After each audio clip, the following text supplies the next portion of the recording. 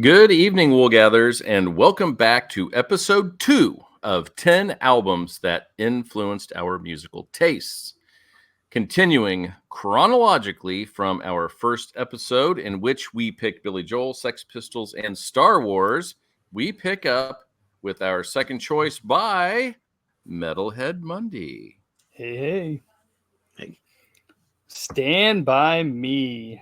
Whoop, So, whoop, whoop. Foggy, you had a soundtrack on the first round. This one's mine, but it's not a score. This is like True. kind of it's not even all, but it's quite a few of the songs that played during the movie, which of course, Stand By Me, the movie's set in the 60s. And everybody should know the story. You know, this four teenage friends set off to find a dead body of a kid their age. And this movie, I mean, it still is one of my favorite movies of all time. I just watched it a couple months ago. I got my kids hooked on it, which one of my favorite things was we watched that movie and my youngest son was like, man, they cuss a lot. Like, yes, they do. Yep.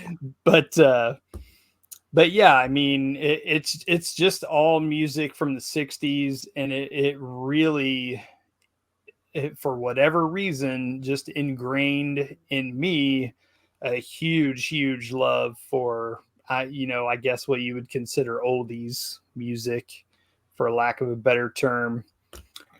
And that's never really gone away. I love that stuff. I love seeing the influence it's had on other forms of music and how music has developed over the years, all of that, the history of it. I love it. And also around that time, my mother used to shop at Marsh supermarkets, and which are really no longer around. Mm-hmm. But they had a series of cassette tapes that they sold in the Marsh grocery stores. And it was all oldies, and it was called the 100 Greatest Hits of Rock and Roll. And they had these little cases that you could put the cassettes in. Mm-hmm. And I still have all of them. Mm-hmm. So there are 2 of these that are full of these cassettes. And it was like kind of DJ style. A guy would come on and do an intro and talk about each song and blah, blah, blah, whatever. But it's Stand By Me, that the movie, the soundtrack totally got me hooked on oldies, and I still love it till today. Awesome. That's a great choice. Yep. And it was a great movie. Yeah. Great prop there. Mm-hmm. Yeah, that's really cool. Yeah, I used to love those things. There was one that I got a long time ago. It was like a binder, and you bought all these things about animals, and they would slide in there. That stuff was cool.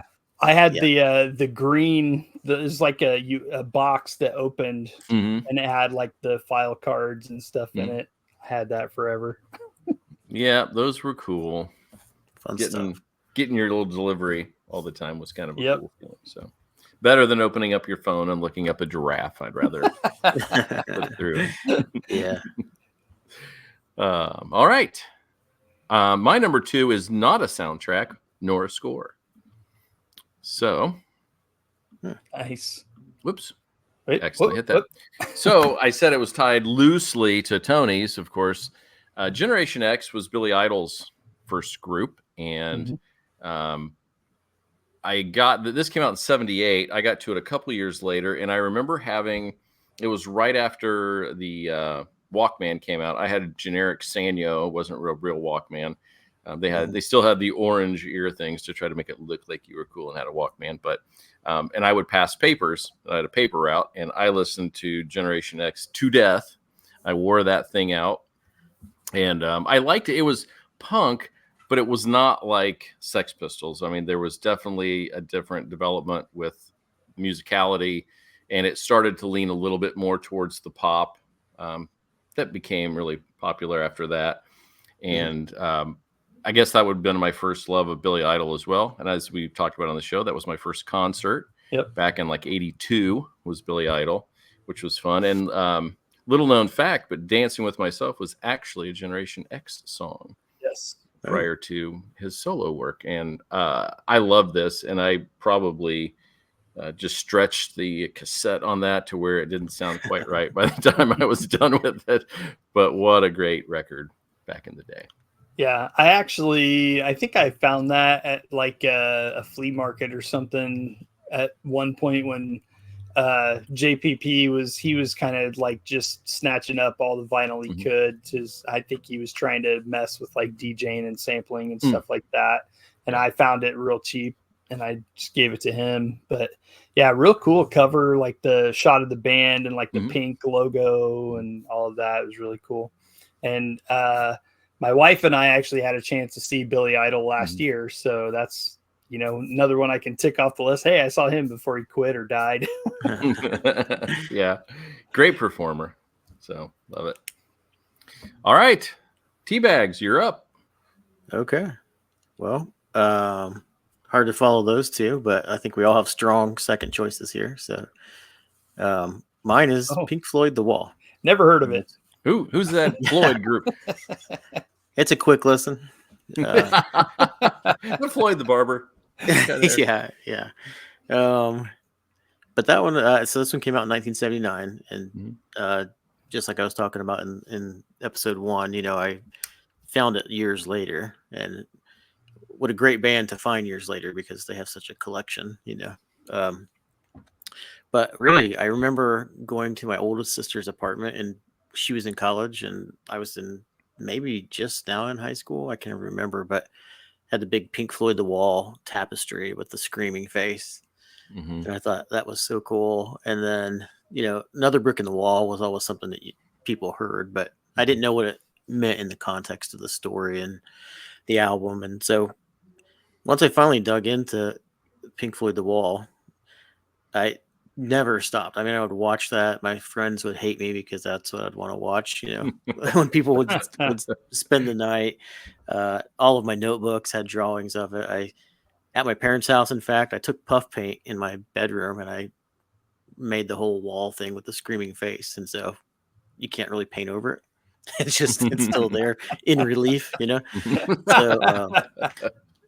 it consumed me. I just couldn't believe how creative it was. And at that time I was really getting into fine arts too. And all of the accompanying graphics that come with it. And it was just, I can't even really state enough how probably influential that was, not only for opening my mind musically, but how it was going to affect me in art and other bands as well that we'll get to in later episodes.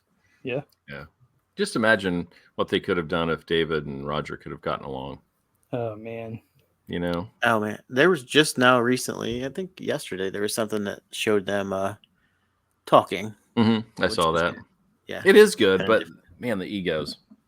I know. Yeah, it's seriously. Too bad, because that stuff was so deep and so brilliant. And I'm just glad, like Mundy said a couple of years ago, I did get to see Roger performing those songs and having the flying pig and, the factory would come across the floor above you and all of that. It was cool. I'm glad I got to do that and see that. I'd like to see David Gilmour, but I'll take what I got. Yeah, absolutely. But all right. Yeah, classic rock. Classic. Another group of great choices. Again, we have not crossed over each other yet.